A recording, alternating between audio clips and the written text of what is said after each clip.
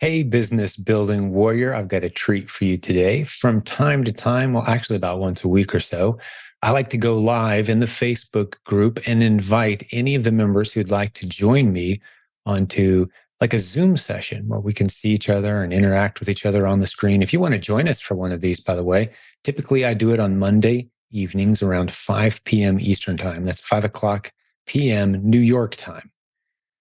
Most weeks, not every week, but this time I recorded the session. We don't record all of them, but we did this time.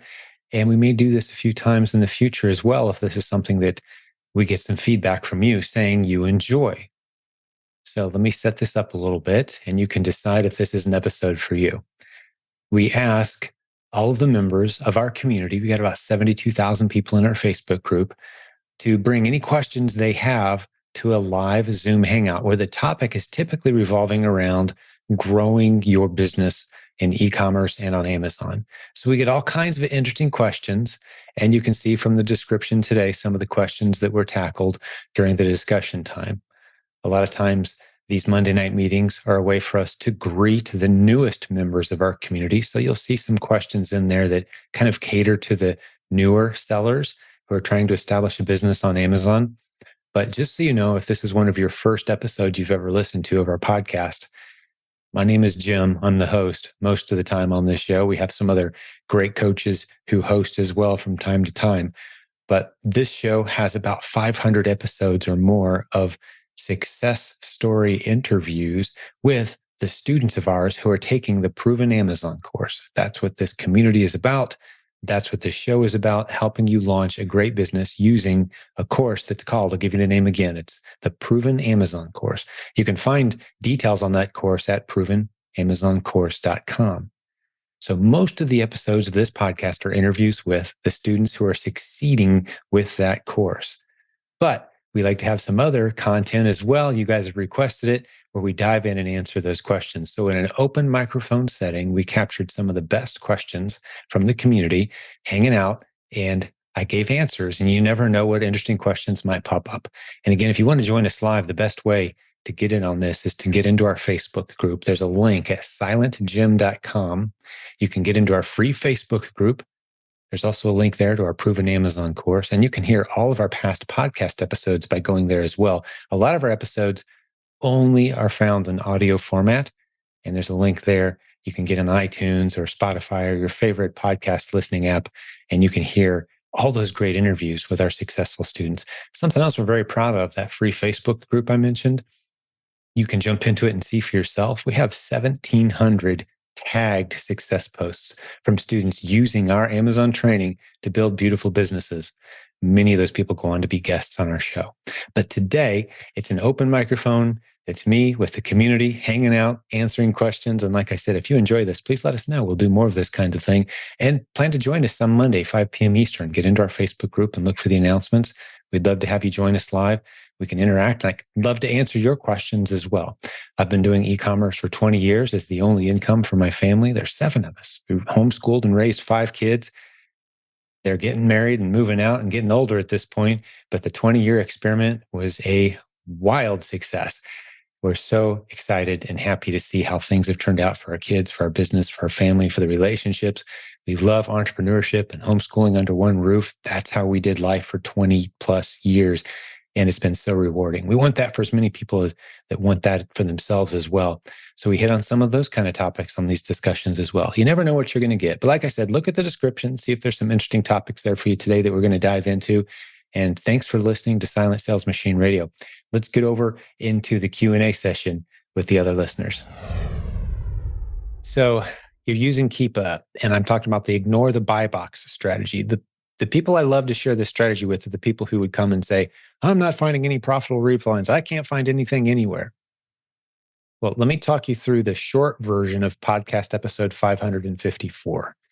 You can go listen to the whole thing, silentjim.com if you want, but I'll give you the short version. The short version is you need to realize that on Amazon right now, as we're sitting here, hundreds of thousands of people have bought something since we started this Zoom, right? Like transactions are flying. And a lot of those ASINs that are getting all that activity have multiple sellers selling against them, right? So if you think of the United States, And I see that first hand up, Brian. I'll get to you here in a sec. If you think of the United States, not as one big warehouse that everybody shops out of, Amazon, but you think of it as Amazon's hundreds of warehouses spread out all over the place. Some of the products that are selling out of some of those warehouses, let's say it's a product that sells 2,000 times a month, just to use a random example. And 90% of that inventory is sitting in only maybe 3 or 4 warehouses where Amazon really loads up on it. So you can compete against Amazon easily on this strategy too. Just because Amazon's on an ASIN doesn't mean you have to stay away. So in 3 or 4 warehouses around the country, 80 or 90% of the Amazon is sitting there stocked up. But then you get out of the middle of nowhere, Kansas, or you get out into the middle of Illinois. There's more in Illinois than just Chicago, right? You do realize that. So you get out in the middle of farm country, Illinois, or somewhere down in Georgia, out in the middle where the closest warehouse is 75 miles away for Amazon. Someone living 75 miles outside of Atlanta, right in the middle of nowhere. And that person wants something quick. They want a product. Well, there's no warehouse that can get it to them. The big warehouse that has all the inventory, it may not be anywhere near them. There's only 1 or 2 units sitting somewhere in a warehouse, and that's your unit. And that person's willing to pay more for your unit because it's closer to them. They can have it maybe later today, maybe first thing tomorrow morning. As great as Amazon is, they can't get a product from Los Angeles to Tampa in 2 hours. No one can. It's not possible. But if you got a warehouse a couple hours away that has 1 unit, Amazon's going to show that to you. If you want it fast, if you've got Prime Now, which many people do have Prime Now as an option, that means, hey, I want it fast, Amazon. What are my options? You're sitting there. Let's say there's 50 sellers selling this item that sells 2,000 times a month. 50 sellers. That's a lot of sellers. You may think to yourself, oh man, there's 30 sellers selling at my cost. I could never make money on this ASIN. Not even worth testing. I'm here to tell you, ignore the buy box that you're seeing on your screen. And think about that guy that lives 2 hours outside of Atlanta who wants it by 4 o'clock today and it's noon. How many options does he have? He doesn't want to wait 3 days for the cheapest price. He's ignoring 50 of the 51 sellers. And you're that 51st seller that has 1 unit sitting at a high price, well above the buy box, well above a lot of the other sellers. You're up there with the top 3 or 4 priced sellers. But it's a fast moving product, which means your odds of someone wanting it fast is higher because it's a product that sells a lot.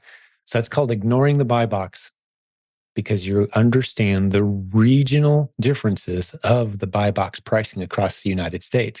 It may be one price in Tampa, a different price in Houston, a completely different price in Chicago right now for the same buy box on the same product based on how close you are to inventory that can get to you in a reasonable amount of time. Does that make sense? When you're shopping, Amazon's kind of guessing. Does this person want it in an hour? Well, that's a different set of prices. Do they want it? Are they fine waiting a week? Well, that's a whole different set of bargain shopping prices. So the buy box isn't this flat line across the Keepa graph that everybody is playing with. No, that's just what Keepa has observed, a point in time in one US city. A few times a day, it'll check and it'll put little pings on there. And when it seems like that buy box is flat, it's not catching all those little exceptions of people who are buying that exact product for a whole lot more money if it's a fast mover. So what's the bottom line? If we were on an elevator and I had 30 seconds to explain this to you, the bottom line, once you've had some time to think about this, is if it's moving fast, such as 50, 60, 70, 80 drops a month on Keepa, it's a fast mover. And if you don't know what I just said about Keepa, go listen to podcast episode 369, please, 369. Go listen to it. You'll understand Keepa and why we love it. If it's a fast mover on Keepa, ignore the buy box and test it. That's the whole point of it. Is it a fast mover on Keepa? Yes or no? If you check the yes box, 60, 70, 80 or more drops a month, buy a unit. I didn't say go buy 50 units. Buy a unit, a single unit, send it into Amazon, priced where you can make a profit. And you say, well, Jim, I don't want to price it so far above the buy box, I'm not going to get any sales. No, remember, this is ignore the buy box strategy. You price it way up high. Your worst case scenario is when you're testing these is it might drop down into the buy box territory and you have to sell it at a break even or maybe a slight loss, but it's worth the test.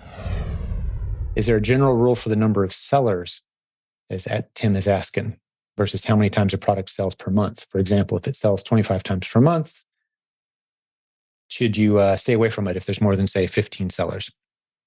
It's all about testing. All about testing. No, I don't have any rule about the number of sellers. I completely ignore the number of sellers. Unless it's just one seller, then that scares me away because that means it's probably the brand. And if it's the brand on their own listing, you're just asking for IP complaints. Or if you see it keeps, we call it the skateboard ramp of death. It goes from 5, 10, 15 sellers down to 1. And then it goes up again, 5, 8, 14 sellers down to 1. Those are skateboard ramps of death. That means every once in a while, that brand gets grumpy on that ASIN and kicks everybody off and sends them IP complaints. Then everybody comes screaming into the Facebook group saying, I got an IP complaint. The world is ending. And we say, no, you're fine. Many of our biggest sellers get a good handful of those per month. Call Jeff Schick, there's 15 different kinds of IP complaints you can get. There's 15 different ways you can respond to them. Some of them you just ignore. Some of them you just tell Amazon, it's all good. I'm moving out. But avoiding them is best. It's preferred just to avoid them. So if it's one seller, we avoid it. If it's 15, 20, 50 sellers, I don't care. I'm going to test at a price I like. And if it sells a unit or two a month, that's money in my pocket. I'm happy to be sitting there on an ASIN that sells 2,000 times a month and I'm only getting 2 or 3 sales. It's fine. I'll take it. That's money in the bank. But Jim, there's 70% of the sellers are priced cheaper than you. How do you possibly make any money? Oh, I just make a sale or two a month. I don't need to be the guy that's making 1,000 sales a month, making a nickel a sale. I'm not that guy. I'm the guy that's making 2 or 3 sales a month on this fast mover with a bunch of other sellers at a much higher margin. Those are great ASINs. And please keep in mind, replens is one of, 25 different strategies that we have for Amazon. It's just the one that we love to teach to new sellers because it drives home so many great lessons while you're putting money in the bank. And some people stay there and they're thrilled to stay there. You have, moms with 6-figure a month sales businesses, very flexible schedules, hanging out with their kids, just doing replens. They don't need wholesale, private label. They don't need a branded bundle. They could care less. They've automated this replens model. They're always finding new ASINs. Their team takes care of all the details. It's a beautiful way to live life. But if you want to get out of the hamster wheel feel of replens, there are some really cool models you can start to get into, print on demand and some other buy and hold products that we're excited about introducing you guys to very soon.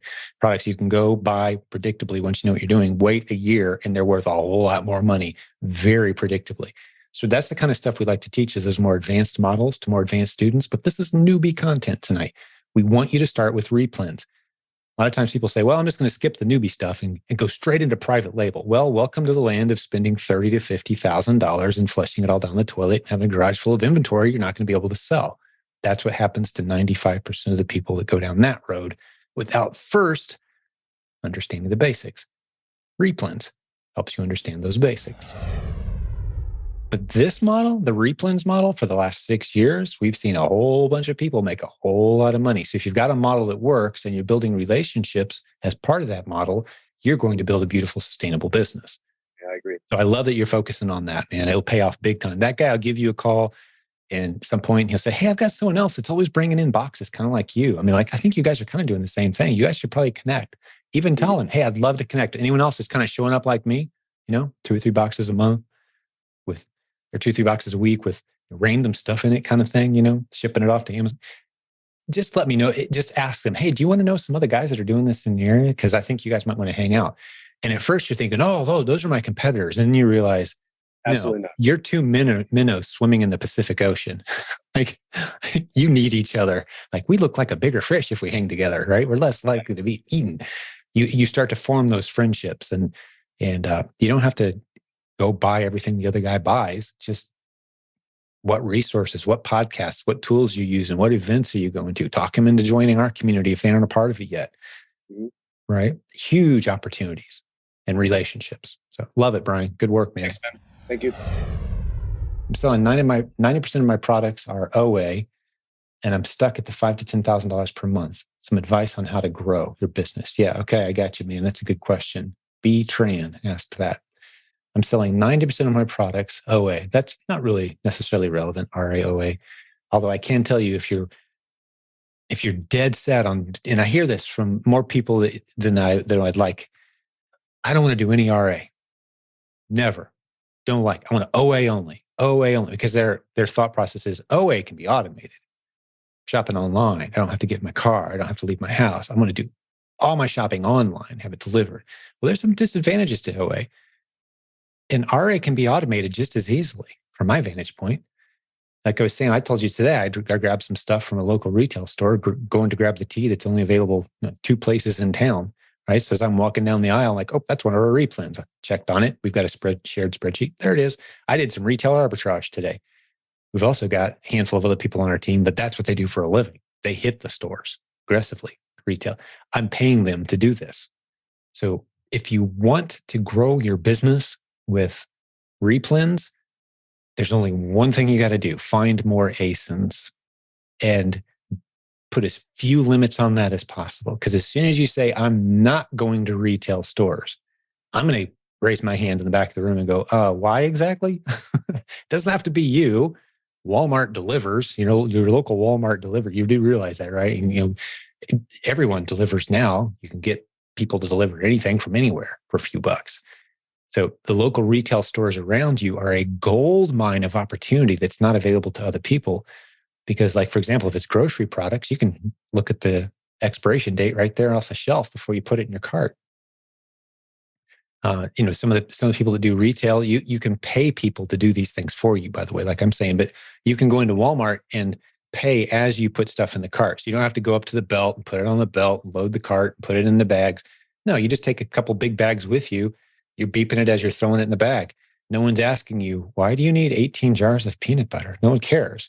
You're beeping, paying as you go, right? So it can be reduced to very simple processes. Once you're efficient with it, I would argue retail arbitrage is every bit as easy and smooth as online arbitrage. So the first thing I would suggest is start doing some RA, man. I don't know where you live, unless it's in the middle of nowhere where your closest retail store of any kind is like a 2-hour drive. Now I'll give you a pass for not doing retail arbitrage. But if you've got stores anywhere near you, especially living in the US, man, you're crazy not to do some retail arbitrage, because the great replens, especially those regional stores that are in some parts of the country but not others, you've just cut your potential competition, by 80% in many cases, because other people just can't get their hands on the stuff.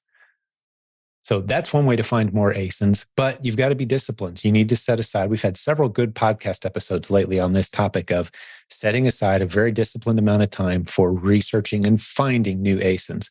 As Brian and Robin Joy, the coaches on our team who fill in and do a lot of podcast episodes with us these days, they say all the time, if someone comes to me and says, I've got a problem with my replens business, they say, stop, I know the answer. Does anyone know the answer? Find more replens. That's the answer every single time. I've got a problem. I got a challenge. I got a situation. Find more ASINs. Find more replens. If you're adding to it, so that's, how do you go from $5,000 to $10,000 per month to $20,000 to $30,000 per month? You find more ASINs. That's all there is to it. That's the magic button. You just find more. Knowing full well that any given month, let's say on average, maybe 5 to 10% of those ASINs are going to die temporarily in most cases, but you're going to stop sourcing them. You're going to put them on your calendar to start looking at again a month or two from now. So as they're fading out, you got to be replacing what's fading and finding them faster than they're fading. That's how you scale. You're finding these little $5, $10, $15, $20 a month, $50, $100, $500 a month income streams, and you're stacking them. Sometimes they die. Keep stacking them. You never get emotionally involved with any of your ASINs because you look at them as temporary welcome guests, and then they're going to be gone, possibly forever at some point. So I would say the first probably 40 to 50 replens that you find are going to hold a special place in your heart. You're going to have a little picture on the wall with you holding one, smiling. You're going to think of it, that was the start of your financial freedom, and you're just going to love that product. And you're probably going to buy a little bit too much of it. And then you have to sell it at a loss. And you have this love-hate relationship with it. But eventually, all the replens get reduced to a number. It's an ASIN and how much money I made until we broke up. ASIN number one, I made $180 and then we broke up. ASIN number two, I made $4,200 and then we broke up. ASIN number three, it's just reduced down to the product doesn't matter. Whether you liked the product or not, doesn't matter. Sometimes it matters if you can give it away for Christmas without looking like a fool. But that's about the only emotional attachment you have. There's some stuff you buy, like, I can't even give this away without looking like a total clown. Like, what am I going to do with this? So sometimes it's fun to buy a little extra of a food item and, share it with the neighborhood. If once the ASIN goes bad and you got an extra 12 sitting around, but no emotional attachment, find more ASINs. That's how you grow. Now, there are numerous strategies for finding more ASINs. I think at this point, come up with over 30. There's 10 in that Keepa course that's on sale right now for the next few hours, but it's going to be rolled into the Proven Amazon course soon. Advanced Keepa sourcing. I started off talking about that. You can find it. I'm going to type in where you can find it. Again, this is $7. If you understand replens, this is $7, but it will be added to, I'm just typing this in the comments. It will be added to the Proven Amazon course very soon. That's our advanced Keepa training. ProvenAmazonCourse.com/Keepa. It's in the comments if you're joining me live. So the premise of your question is, even if you didn't realize it, it's implied, is that there's a difference between shopping in the store and shopping online, right? There isn't. There's absolutely no difference. Because replens at its core, remember, you've heard us say this, is you're looking for underserved listings on Amazon. You're not looking for winning products. Yeah. Right. Looking for winning products, I can teach someone to do in about 30 seconds. You get your phone, you open your Amazon seller app, you turn on the scanning barcode thing, and you start scanning barcodes, looking for stuff that's selling for more on Amazon than it is on the shelf in front of you. Yeah. Right. Okay. Congratulations. You know how to look for winning products now. Bad news is there's not a lot of them out there. You're going to have to scan about 500 barcodes to find a winner. Tedious, horrible model to try to scale. Don't look for winning products. We're looking for underserved listings, underserved ASINs. So if I'm going to a store, the best use of my time, in my opinion, is to take whatever I can get with me back to a comfortable place where I can research. So if I'm looking at an online store or if I'm looking at a physical store, it's all the same. I'm researching a product at a time. I'm plugging that brand name into Amazon. I'm looking to see what results I get, what similar products that look kind of like that product, what looks a little overpriced. Is there a 3-pack there, right? I use my bag of marshmallows example quite frequently. If I just scan the barcode on that bag of marshmallows at Walmart, there's no opportunity there. So I might go, oh, that bag of marshmallows is a terrible product. And I put it back on the shelf thinking marshmallows are terrible products. No, that bag of marshmallow, let's say it's the 15-ounce size. Well, there's an 18-ounce size. There's a 12-ounce size. And I don't know this. It's not on the shelf in front of me. But if I get on Amazon, I start to see, wow, there's a lot of varieties. There's a 3-pack. There's a s'mores kit with Hershey's and Hershey's graham crackers. And, there's all these different places. Maybe there's 50 places where that bag of marshmallows appear. And of those 50 listings where it appears, 2, 3, 4 of them are kind of interesting ASINs to take a look at. They might be underserved ASINs. So how do I do all of that research in the store? I don't. Some people like to stand in an aisle for 3 or 4 hours, moving 10 or 15 feet while they stand there and do all the needed research. I don't do that. You get a lot of weird looks. After about 5 minutes, I'm like, yeah, the manager's walked by 4 times. He took a picture of me. I need to explain myself here. Some people are just, they pop in the headphones and they'll stand in an aisle and they'll research for 4 hours and they'll walk out with 30 replints. That's great. I'd rather take pictures of the aisle. And when I'm taking pictures, I'll take pictures, make sure that it includes the barcode. So like, let's say there's a shelf and there's 10 of the same item right here. It's cans of green beans. I'm going to make sure I can see how many ounces are in the can. I'm going to flip one of them around so I can see the barcode.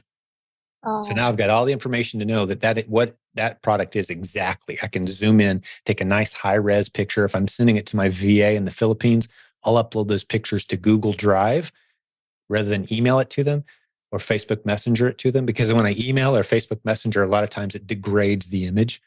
I want them to be able to zoom in and read the barcode. So I send them the image on Google Drive, which is free storage space. and they can easily look at that picture later and do research.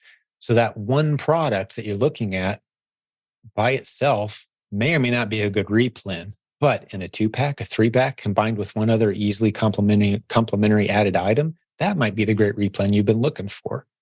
Or maybe it's, you notice the 15-ounce version that's not on the shelf, and you look around for it, you can't find it anywhere, but that 15-ounce version is doing great. All you can find is a 12-ounce version. Well, you contact a distributor, manufacturer, and say, hey, where can I find this in the 15-ounce version? Like, oh, that's only sold at retailer X, Y, and Z. They actually have a website.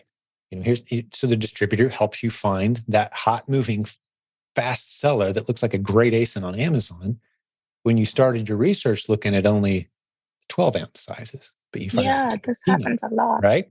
So it's not about pulling stuff off the shelf that's a winner, although there's plenty of those out there. But the more off the beaten path you get, the better you're going to do as well when you're doing local retail. And the other thing I like about local retail is you can find those $10, $20 bills just laying on the shelf. What I mean by that is if I'm in a Walmart, yeah, I'll give the clearance aisle a peek for 30 seconds. I'm not going to spend an hour there and scan everything. But the stuff that's priced over $20 or so, I'll take a look, see if there's anything here worth flipping. Maybe I'll just flip it on Facebook Marketplace.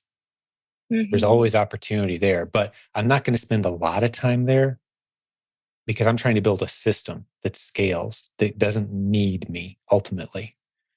And that scanning barcodes is not part of a scalable system. So I do virtually no scanning of barcodes. Scanning a barcode is basically saying, hey, of the 1,000 ways I could make money with this product, I want to find out if this one way is a winning idea. Just you're skipping right over. I mean, let me just think. I'm trying to think of an analogy for scanning barcodes. It's almost like, let's just imagine a stream with golden nuggets of all sizes. And you're skipping through saying, I only want the golden nuggets that are exactly 1 ounce in size. I don't want the 2 ounce. I don't want the little 1/4 ounce. I don't want the 5 ounce. I just want 1 ounce nuggets. And you're just digging through 5 ounce nuggets and 3 ounce nuggets of gold. So you can find those 1 ounce nuggets. And they're super rare. It's like, why aren't you just picking up all the nuggets as you go? I mean, you've got, they're all right here. You just need to learn to see them. And until you can see them, that's what most people do is they just scan barcodes. So I know people that scan barcodes 40 hours a week and just plug away. They've built a decent business, but man, it's a grind. It's a hamster wheel. It is, yeah. So hopefully all that's helpful to you. How does that? Yes, it is. Can I ask a follow-up question? Of course. Hey, you're the only one with your hand up. It's just you and me as far as I'm concerned. Thank you. So with Keepa, it is the same thing, I guess. I have recently bought the Keepa course, so I'm also very new to Keepa. Sure. When I search for brands, Keepa doesn't bring up everything that is on Amazon. No, So, no tool does. so then I'll have to go back and use Amazon seller account, buyer account Yes. to reverse source. Is that the right way? Am I doing it right? You are. Oh, okay. Part of what makes this opportunity so expansive, meaning it's available to so many people and you can get so big with it, is Amazon's catalog is really kind of a mess. There's nowhere you can go. It is the most organized retail catalog in the world by far, but it's still a bit of a mess. Meaning, let's go back to that bag of marshmallows. If somebody at Amazon headquarters sat down one day and really cleaned up the marshmallow listings for that brand, they'd probably eliminate 30 of those 50 listings we were talking about as unnecessary, duplicate, whatever. But the thing is, people are buying. Amazon has an incentive not to clean up that catalog because people are buying at least 2 or 3 times a month on some of those ASINs. Why delete it? We're making sales. Yeah. So our ability to kind of dig in, let's say you go to Amazon and you just type in that brand of marshmallows. You may have to scroll to page 9. By the time you get to page 9, you're seeing, kitty litter and coloring crayons and coloring books. And, oh, look, there's another listing for that same bag of marshmallows in a 4-pack. It's crazy. The catalog gets kind of hectic after 3 or 4 pages. So there's no one tool that shows you everywhere where a product shows up, because that listing on page 9 that's selling, say, 10 or 15 times a month for marshmallows, someone may have mistyped the brand name in the description or in the details. And that's why it's not even showing up till you get to page 9. But it's a great ASIN for you to sell that product against, right? So if you just go to Keepa and say, hey, I want to see everything for this. Well, okay, what about the ones that have a similar brand name? Someone had a typo. And so it's that brand selling well against that product, but it doesn't show up.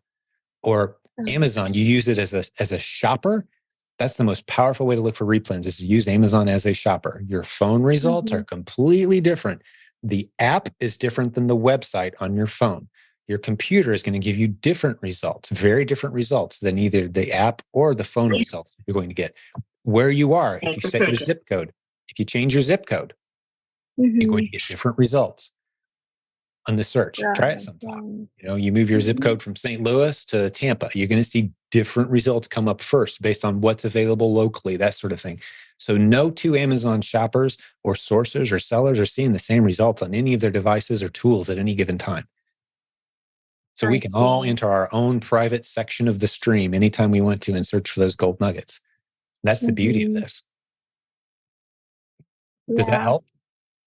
Yes, it does. Awesome. And there's always more to learn about Keepa too. Those of us who've been using it for years and years and years and years, if we're honest, we know about half of what we could know.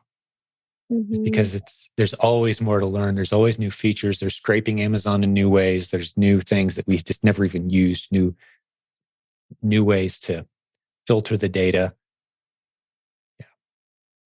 Yeah. So what I'll have to do now, I'll go and take pictures and go back home. I would suggest it. Yes. Yeah. And if you're new, the categories to focus on are the ones where you're most likely to already be ungated. Grocery isn't typically ungated when you're new, although after you've sold 30 to 50 items, you'll get ungated in just about everything pretty quickly. So don't worry too much about that. But pet supplies, but not pet food, sporting goods, house, kitchen, bath, arts and crafts, those are all typically ungated. Most of the stuff you'll run into is already ungated for you. And after you've sold a few items, again, you'll get this little notice when you're checking out a product, and you'll say, oh, I think I might sell this, Amazon. Am I allowed to? And they'll say, oh, no, you're gated. Do you want to apply to be ungated? And you click a button and go, yeah, I'll apply to be ungated. And they'll say, congratulations, you're ungated. Like, that's it? Really? Is that simple? After you've sold 30 or 40 items, sometimes even faster than that, you're just going to gate it automatically. So don't pay anybody, don't buy a guide, don't buy a course, just sell a few items. Ungating happens organically and naturally. Yes. Luckily, I am ungated in groceries, and I'm selling, like, most of my products are in grocery category. And very good. Yeah, mostly my focus is on groceries. I don't know. Like, I don't know why I don't go to other categories. I should go to other categories too. But I feel like there's so much in groceries that I can find. And so that's why I'm like kind of stuck. No, if you can find grocery replens, you can find any replens. There's no difference between categories. It's literally what I said earlier. It's an ASIN. It's an identifying number and how much dollars you've made from it. The product is irrelevant. When I'm looking over our business and just looking at the numbers for the day, it's numbers. It's just numbers. If I'm curious, I'll look at what some of the products were. But it's always kind of fun to see some of the products that have been around a while, that have done well for you over the long term. And some of them come back again. It's like, oh, hello again, old friend. Where'd you go? A bunch of new sellers hopped on you and drove your price into the dirt about 3 months ago. And then they all figured out they were losing money and they all left. And here we are again. Welcome back, old friend. That's the game. Yeah. The ASINs and this happens a lot. I'm very new, and it already started happening to me. There was a listing, and there was only 3 of us sellers, and now there's about 20. Yeah. Well, if it's a good ASIN, I would expect so. And if it's easily It was. sourced, yeah, that's going to happen. That's going to happen a lot. Mhm. But if it's a fast mover, I don't care if there's 20 sellers. I'll be the top 3 or 4 priced sellers. So I'll go from selling Mhm. 8 a month to selling 2 a month. That's fine. I'll still keep it. If I'm not making any sales in a month, I don't care how many sellers there are. That's how I can kind of tell where someone's at in their maturity process with the replens business. If they think, oh no, there's a bunch of sellers, this ASIN's dead. If that's their thought process, oh no, a bunch of sellers, this ASIN's dead. They drop their shoulders. Mhm. That just tells me they haven't been around long enough to know how the game works. If an ASIN is strong enough to attract that many sellers, it's going to be great again 2 or 3 months from now. And in the meantime, all I have to do is price higher than the people who are beating themselves up in the mud. My sales are going to slow a little, but it's certainly not going to die if it's a fast mover. Now, if I've got 20 sellers showing up to an ASIN that sells 4 or 5 times a month, yeah, but what was I doing there to begin with anyway? That's too slow if I'm the only seller. It is selling around 200 units a month. So it's still good, but how many drops a month was the one we're talking about per month? 40 something. I don't remember exactly. 40 something. That's enough for you to keep 1 or 2 units at Amazon at a high enough price where you're still making a profit, and let all the newbies play in the mud and beat each other up, trying to get the buy box. That's fine. Well, they're doing the same thing you're describing. So the price, everyone is pricing it like $1 below the buy box sometimes. Yes. Right. And that's fine. Let them do it. But go listen to podcast episode number 554. Ignore the buy box. I need you to keep 1 or 2 units at a profitable price for you. I don't care what their profitable price is or where they sold it or how they're sourcing it. I don't care. Keep it at a profitable price for you, and your sales will slow. Yeah, probably.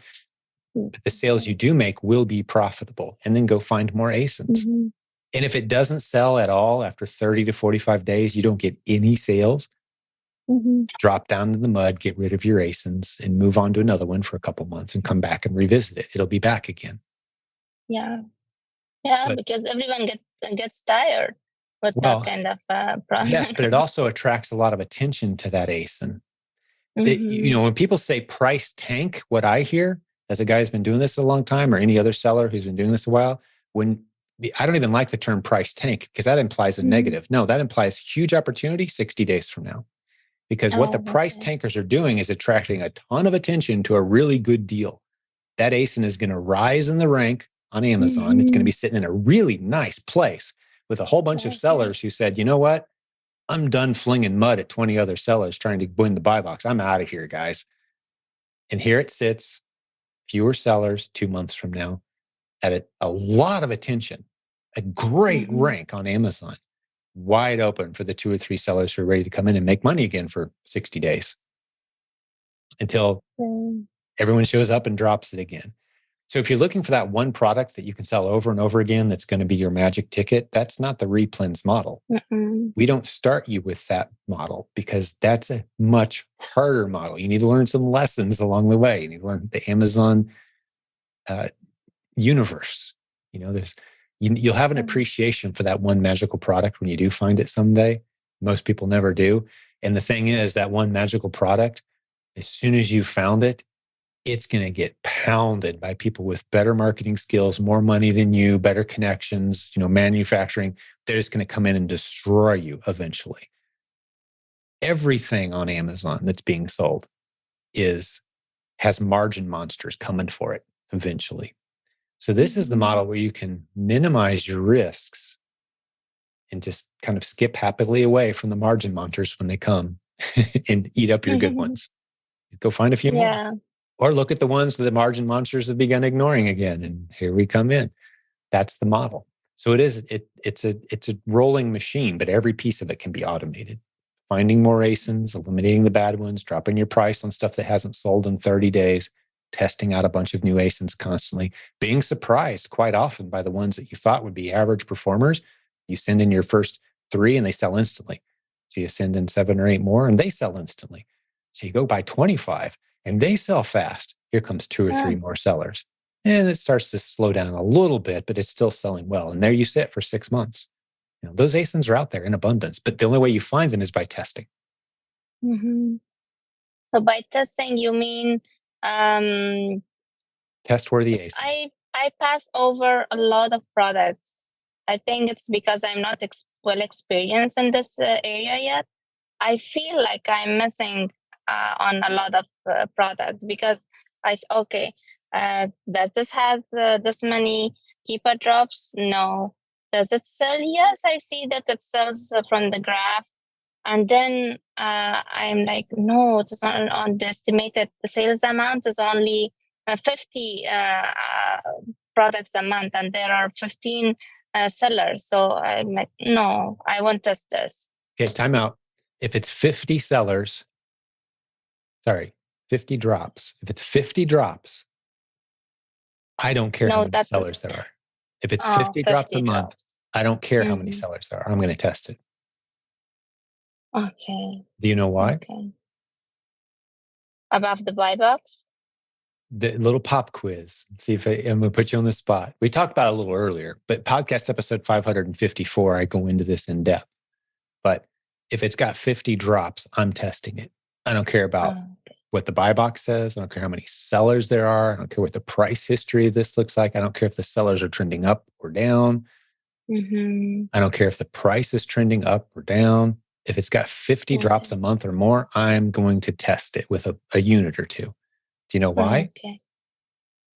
Because I can always price it above the you can drop the price and break even easily. Yeah, you can drop the price and break even.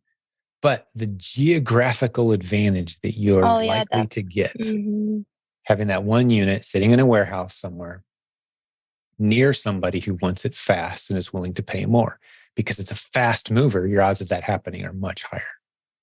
Yeah. You've got 45 days to sell that thing, and it's a fast mover. Mm-hmm. If it doesn't sell after 45 days, drop your price, get your money back. It's like we're taking little gambles, right? Where we know the worst case is we lose $1 or $2. That's our worst case. Our best case is we just found a new $20 a month income stream, or $50 or $100 or $500 a month income stream. That's our best case. It's going to be somewhere in between that. We're not losing. Under no scenario do we lose our money. Yeah. Right? So it makes a whole lot of more ASINs test worthy. And when I say there are millions of ASINs ready to be tested and worthy of being tested, that's the kind of mindset you need to have. So when in doubt, test. Send in a unit. Learn some mistakes. The worst case is you bring it back home and you eat it. 30 days from now. It's not that expensive to recall inventory even. People are shocked how inexpensive it is to just recall some of their inventory. It's not selling well. Or just drop the price, learn your lesson, right? Very, very few of us are so desperate that we can't afford to lose $1 here, a couple dollars there, $3 or $4 on this unit, testing things out. But that's how you discover the huge winners. And there's plenty of times where Keepa isn't telling the whole story, and you're going to come across huge opportunities that are going to be just yours until, the rest of the fish kind of see you over here eating by yourself. And there'll be some few people school over towards you at that point. That's why you don't get emotionally attached to any of your ASINs, right? Hey, before I let you go, quick question. Would you like to win the buy box more often on Amazon at higher prices without engaging in all the price wars?